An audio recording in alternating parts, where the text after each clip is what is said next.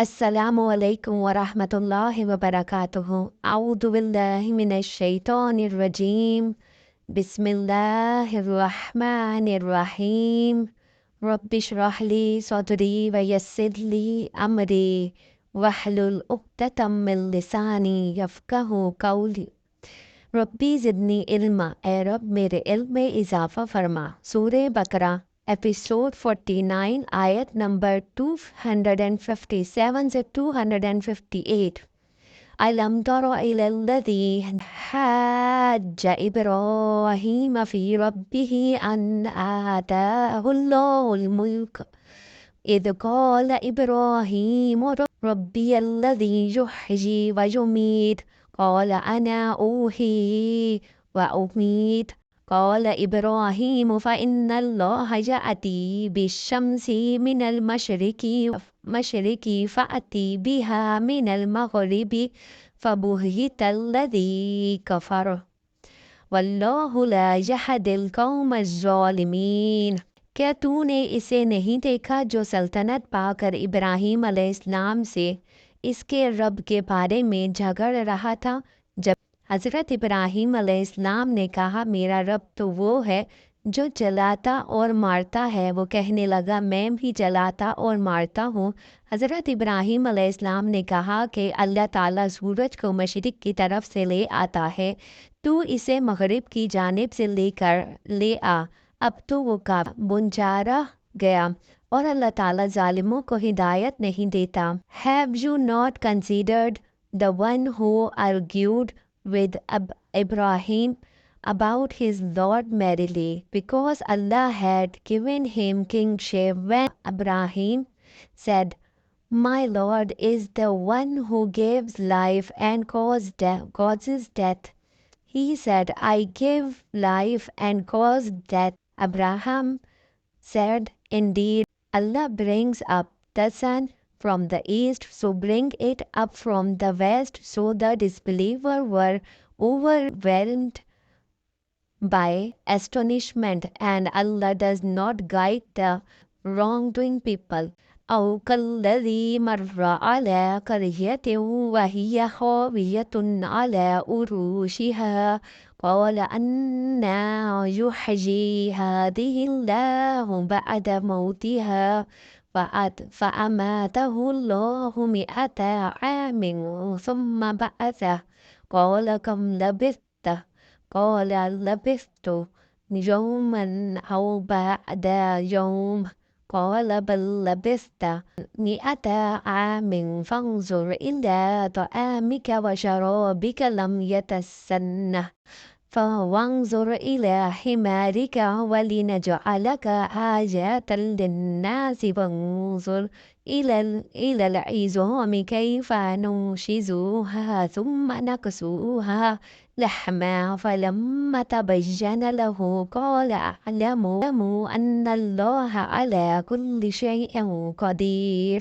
یا اس شخص کے مانند جس کا گزر اس بستی پر ہوا جو چھت کے بل اوندھی پڑی ہوئی تھی، وہ کہنے لگا اس کی موت کے بعد اللہ تعالیٰ اسے کس طرح زندہ کرے گا؟ تو اللہ تعالیٰ نے اسے مار دیا 100 سال کے لیے، پھر اسے اٹھایا، پوچھا کتنی مدت تم پر گزری؟ کہنے لگا 1 دن یا دن کا کچھ حصہ۔ فرمایا بلکہ تو 100 سال تک رہا۔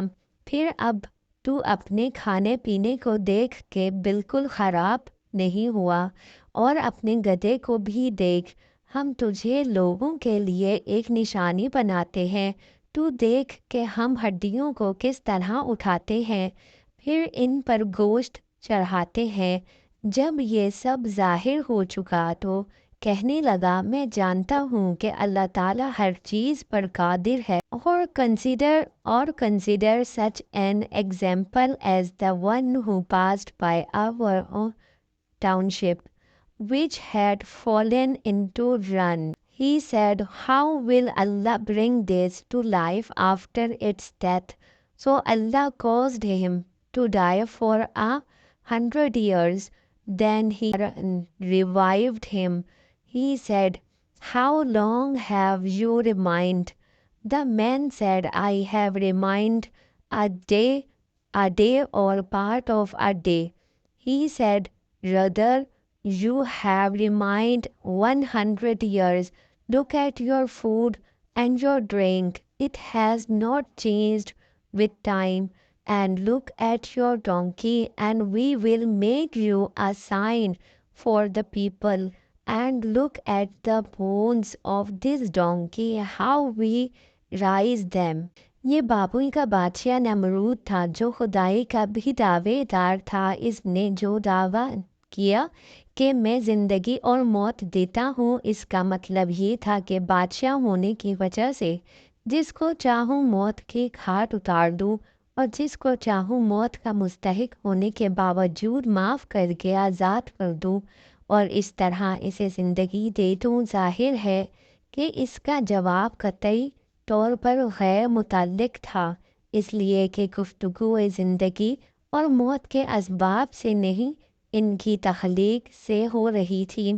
لیکن حضرت ابراہیم علیہ السلام نے دیکھا کہ وہ یا تو موت اور حیات کی تخلیق کا مطلب ہی نہیں سمجھتا یا کٹ حجتی پر اتر آیا ہے.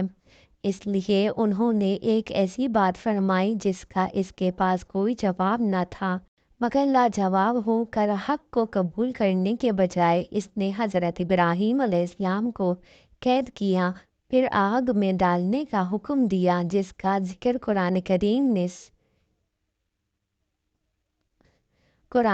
نے سورہ انبیاء آیت نمبر 71 سے 68، سورہ عنکبوت 24 اور سورہ صفات 97 میں ہے. آیت نمبر 259 اور 260 میں اللہ تعالیٰ نے دو ایسے واقعات ذکر فرمائے ہیں جن میں اس نے اپنے دو خاص بندوں کو اس دنیا ہی میں مردوں کو زندہ کرنے کا مشاہدہ کرایا. پہلے واقعے میں ایک ایسی بستی کا ذکر ہے جو مکمل طور پر تباہ ہو چکی تھی. اس کے تمام باشندے مر کھپ چکے تھے اور مکانات چھتوں سمیت گر کر مٹی میں مل گئے تھے. ایک صاحب کا وہاں سے گزر ہوا تو انہوں نے دل میں سوچا کہ اللہ تعالیٰ اس ساری بستی کو کس طرح زندہ کرے گا. بظاہر اس سوچ کا منشا خدا نخواستہ شک نہ نہیں تھا بلکہ حیرت کا اظہار تھا. اللہ تعالیٰ نے انہیں اپنی قدرت کا مشاہدہ اس طرح کرایا جس کا اس آیت میں ذکر ہے. یہ صاحب کون تھے اور یہ بستی کون سی تھی، یہ بات قرآن کریم نے نہیں بتائی اور کوئی مستند روایت بھی ایسی نہیں ہے جس کے ذریعے یقینی طور پر ان باتوں کا تعین کیا جا سکے. بعض حضرات نے کہا ہے کہ یہ بستی بیت المقدس تھی اور یہ اس وقت کا واقعہ ہے جب بخت نصر نے اس پر حملہ کر کے اسے تباہ کر ڈالا تھا، اور یہ صاحب حضرت تزیر یا حضرت ارمیہ علیہ السلام تھے. لیکن نہ یہ بات یقین سے کہی جا سکتی ہے، نہ اس کھوج میں پڑنے کی ضرورت ہے. قرآن کریم کا مقصد اس کے بغیر بھی واضح ہے. البتہ یہ بات تقریباً یقینی معلوم ہوتی ہے کہ یہ صاحب کوئی نبی تھے، کیونکہ اول تو اس آیت میں صراحت ہے کہ اللہ تعالیٰ ان سے ہم کلام ہوئے. نیز اس طرح کے واقعات انبیاء کرام ہی کے ساتھ پیش آتے ہیں.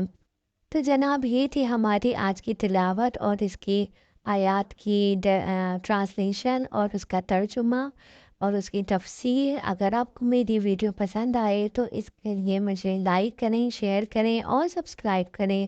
زیادہ سے زیادہ میری ویڈیو کو شیئر کریں تاکہ زیادہ سے زیادہ لوگ سن سکیں اور اس کو سمجھ سکیں اور قرآن پاک کی تعلیم سے آراستہ ہو سکیں کہ ہمارے اللہ تعالیٰ نے ہمیں جس مقصد کے لیے اس دنیا میں بھیجا ہے کہ کیا ہم اس مقصد پہ کھڑے ہیں یا نہیں کھڑے.